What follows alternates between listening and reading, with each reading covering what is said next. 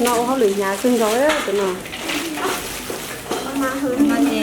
đúng rồi nó họ trắng tay mà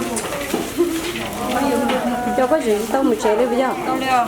ôi dồi chả có chuyện ba cái gì mình cùng với tất cả chúng nó nè Thì tôi mỏ đi đã.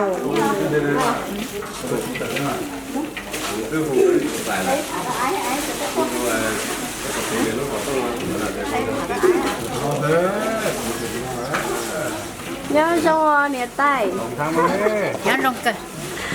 tay mình cho cái tụi mình nè tay trái à À chứ.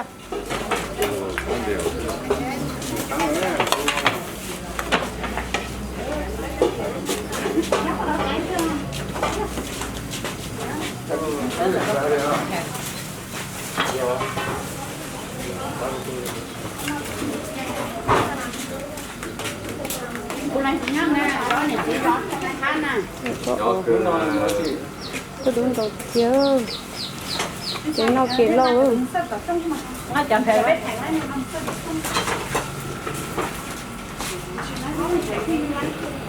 nhớ cho nấy tua thế là nó xé nấy tua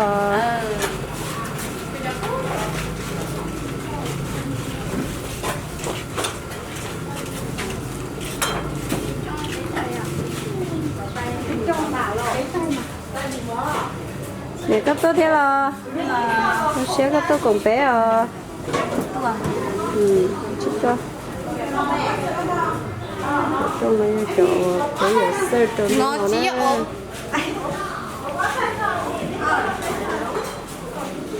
trong món nó là bé xịt nhớ ra là ốc hàn đấy này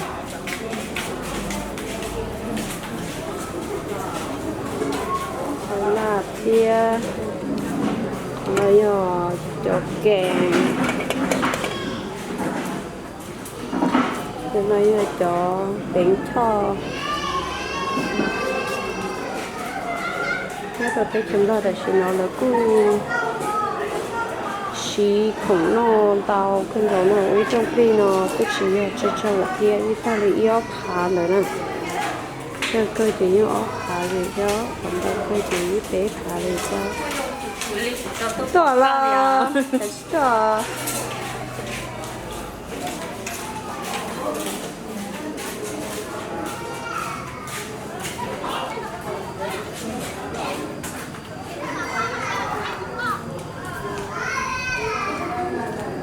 cái mình tao cười nữa nó ta đi cho nhớ rồi là nó chỉ giàu thế để sẽ cho một cho ít cho đâu bị nó thế để xì đâu không rồi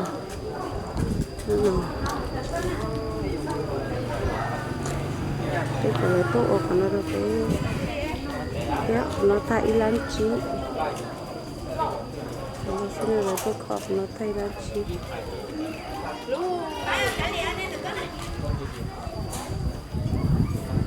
để cho làm hồng đó của nó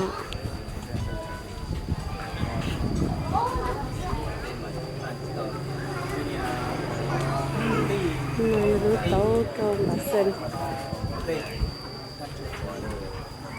Gần cái xã hội này có đi được bạn. Có, rồi hà thú vị có. Được cơ hả chị? Muốn cho nó thì chế cho chế là thế trong tôi cho có. Nhưng yên là thôi được. Có có ít là ngắt có. hi Rồi, cho chị đi. Lâu chị đi.